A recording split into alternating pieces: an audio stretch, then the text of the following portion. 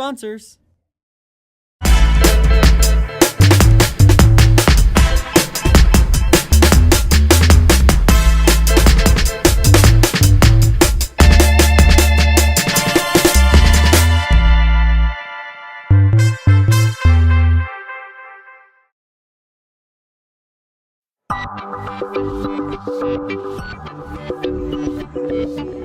Hamza.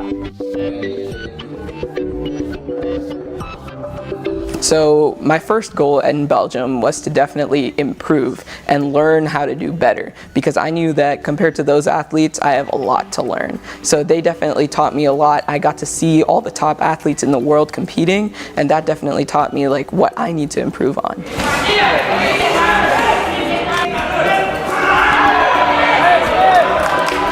Playing with him now.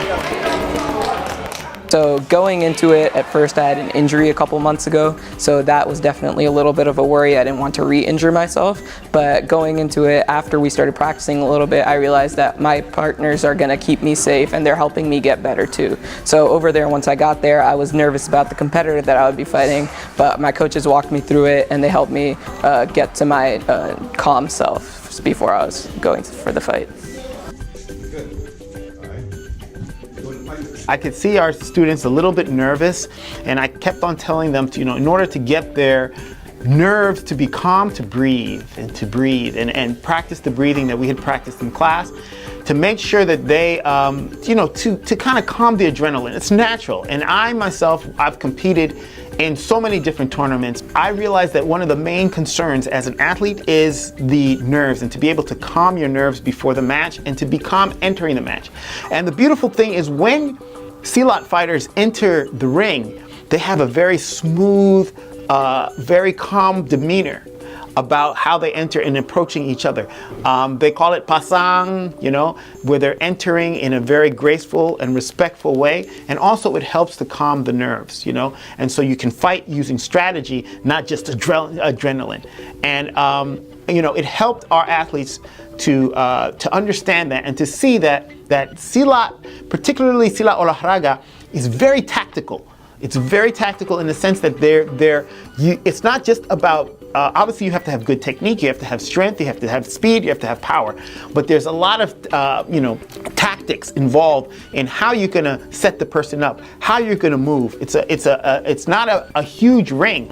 How you're gonna be able to catch the person and without going out of the ring. So these are all aspects that it was really good for them to watch and to see the best of the best doing it.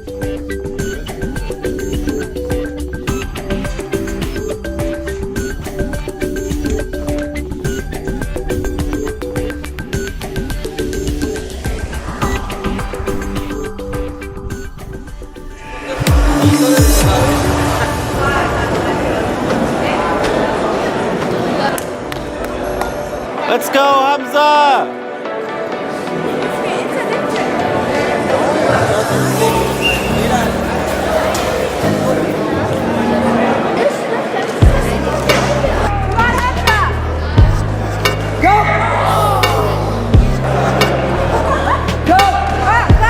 Come on, Hamza! Take him down, take him down! Oh, that's...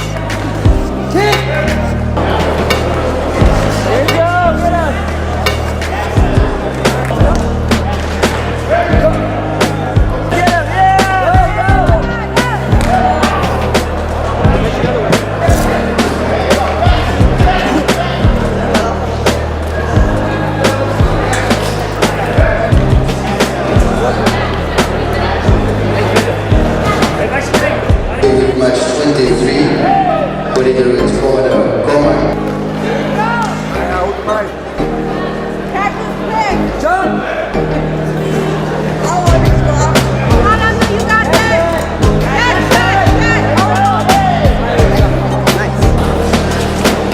Come on!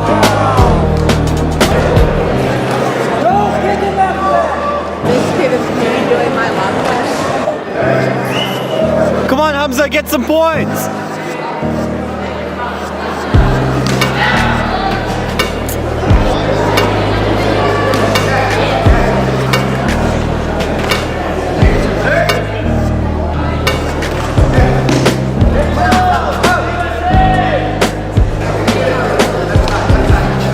Yeah, score!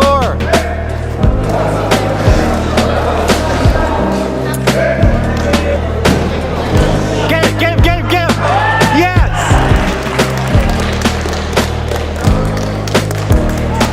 Let's go, Hamza, get some points!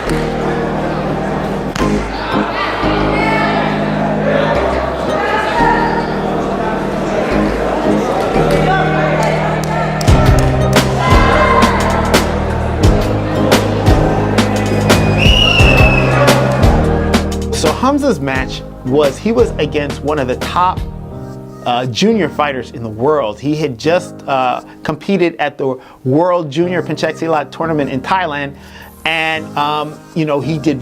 This fighter did really well, and I believe he won first place.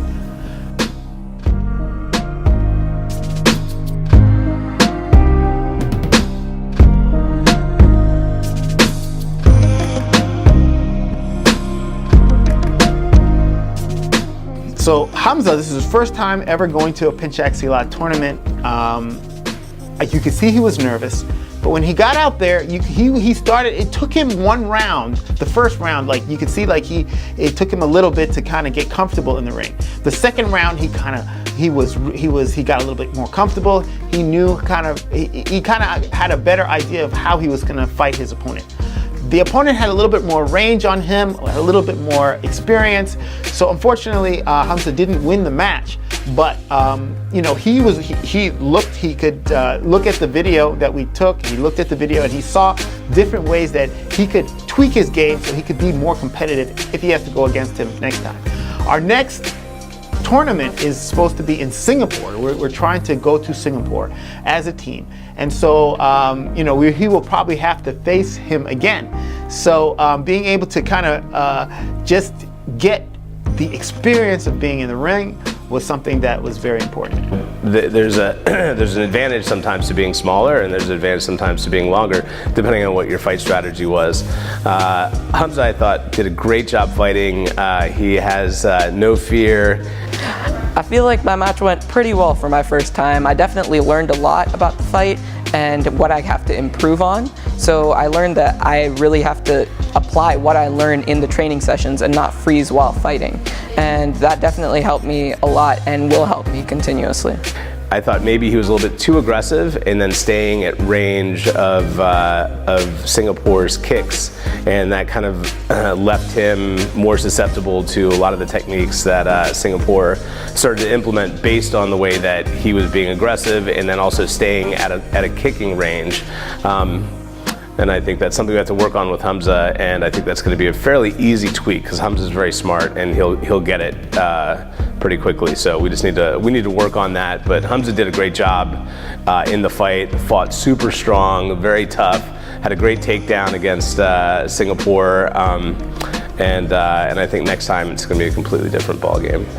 He was ready. He got on the mat, and the experience of just being out there for the first time, I thought he did well, and I know he learned from standing out there what it feels like to be on the mat, what it feels like to be facing someone. So that too, I thought he did really well.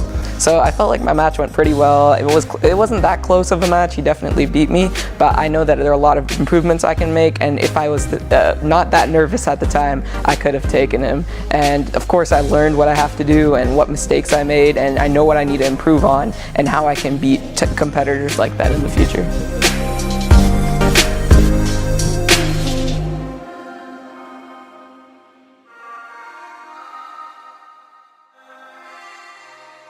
This Dean TV video was made possible in part by Penny Appeal USA, Small Change, Big Difference, and by Recycle Processes Incorporated.